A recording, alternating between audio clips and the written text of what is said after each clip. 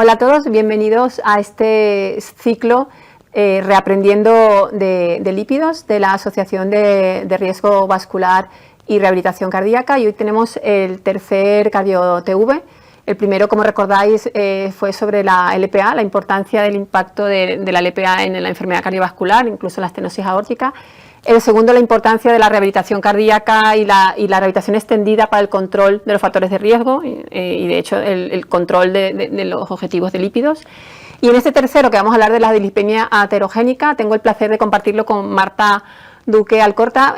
Marta es la médico responsable de análisis clínicos de todo el protocolo de lípidos de cardiología, y es un poco la que nos dirige sobre cómo estamos yendo en el diagnóstico y en el tratamiento de nuestros pacientes. Estoy encantada de que estés con nosotros, Marta, bienvenida. Muchas gracias, Almudena. Pues yo creo que vamos a tocar un tema muy apasionante y probablemente bastante desconocido, o por lo menos en su profundidad, ¿no?, que es la dislipemia aterogénica, ¿no?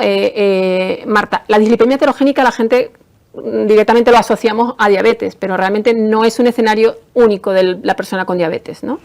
No, se asocia a múltiples enfermedades y además está relacionado con múltiples factores como es la edad, el sexo, y está también con la distribución de la grasa abdominal, con el síndrome metabólico, incluso con el ovario poliquístico. O sea, es una patología multipatológica, ¿no? Totalmente, totalmente, ¿no? Y yo creo que también hay que saberlo, porque no solamente es buscarlo en ciertos pacientes, sino muchos pacientes que a lo mejor se nos escapan a los cardiólogos, pero como tú has dicho, ovario poliquístico, ginecólogo, ¿no? Pues hay que estar detrás de ellos, ¿no? Vamos a poner, si quieres, la primera diapositiva para centrarnos un poco en, Marta, los criterios diagnósticos establecidos para decir, este paciente tiene una dislipemia aterogénica. La Sociedad Española de Arteriosclerosis hace un par de meses publicó la estratificación global del riesgo cardiovascular, ¿no?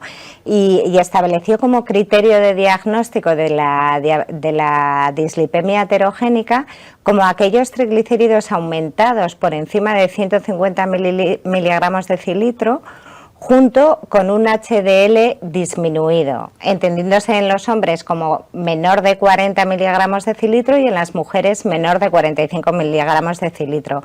Pero no solamente hay que fijarse en esto, sino que esta alteración de las fracciones también lo que lleva es un aumento de las partículas LDL pequeñas y densas. Que yo creo que ahí está, ¿no? Y ahí está la clave de la aterogénesis. ¿No? Eso es. Yo creo que la siguiente diapositiva que vais a ver en la pantalla explica eso, la importancia de esas partículas. Yo le digo a mis residentes cuando están conmigo, vamos a ver, no me digas LDL, o sea, se prohíbe ya, háblame del LDL, dime el tamaño de ese LDL, la heterogeneidad de ese LDL, ¿no? Y yo creo que es un poco lo que dices tú, la clave de la dislipemia aterogénica está ahí, ¿no?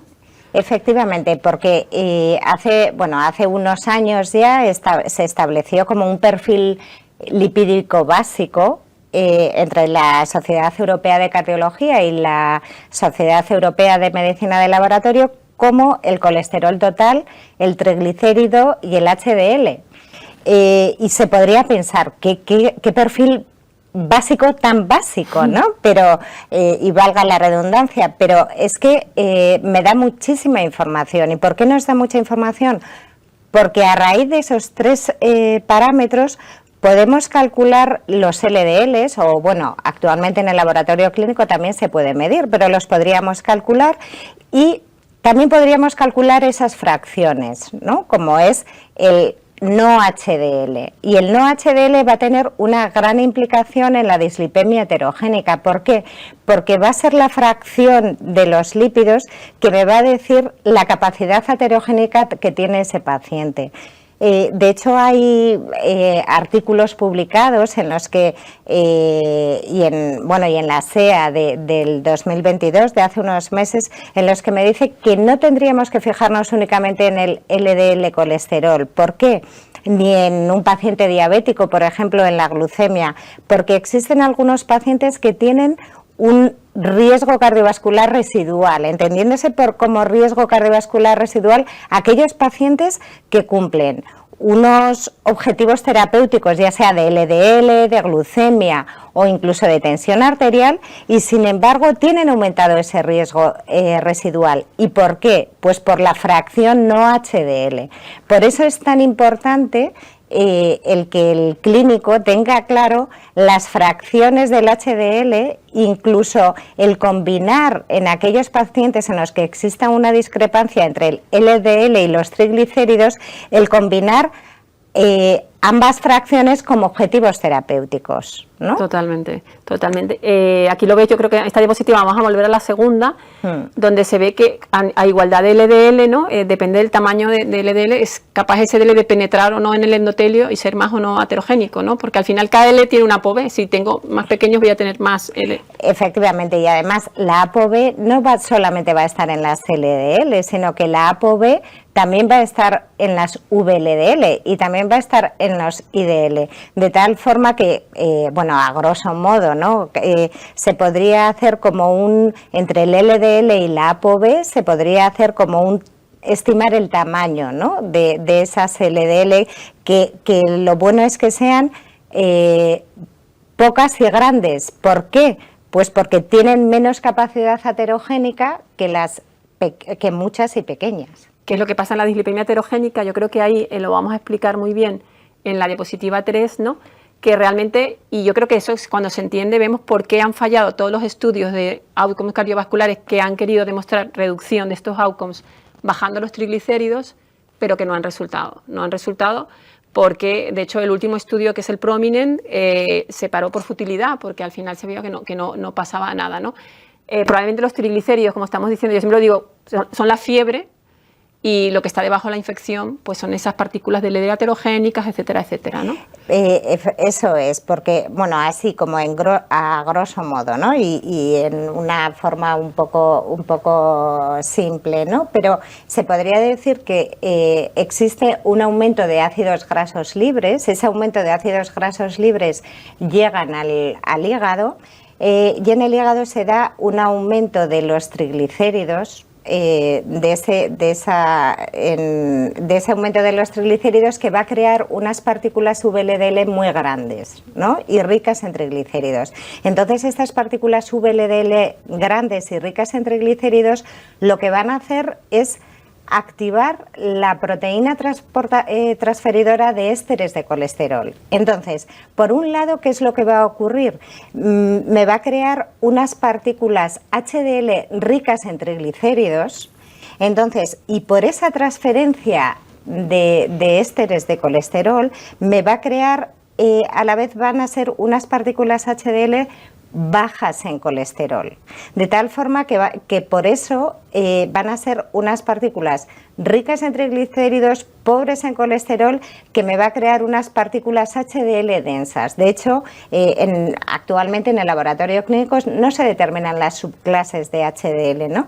Pero hay múltiples estudios en los que dicen que no solamente es importante la concentración del HDL, sino la funcionalidad de esas HDL, ¿no?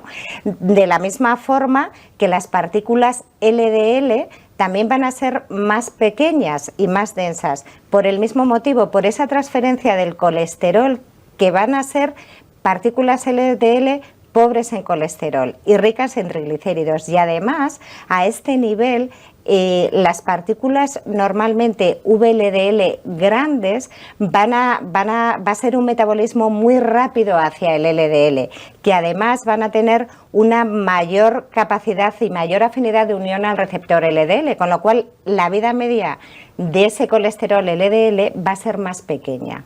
De tal forma que al final vamos a tener muchas partículas LDL pequeñas, muchas partículas HDL pequeñas, y se va a crear un desequilibrio entre las partículas aterogénicas y las partículas antiaterogénicas, y ese va a ser el responsable de esa formación o de esa dislipemia heterogénica causada fundamentalmente por el exceso de triglicéridos. Que pones tú aquí, que a mí me encanta, la resistencia a la insulina, porque claramente todas estas entidades que has nombrado al principio, ovario poliquístico, obesidad abdominal, diabetes, su génesis, ¿no? Es la resistencia a la insulina.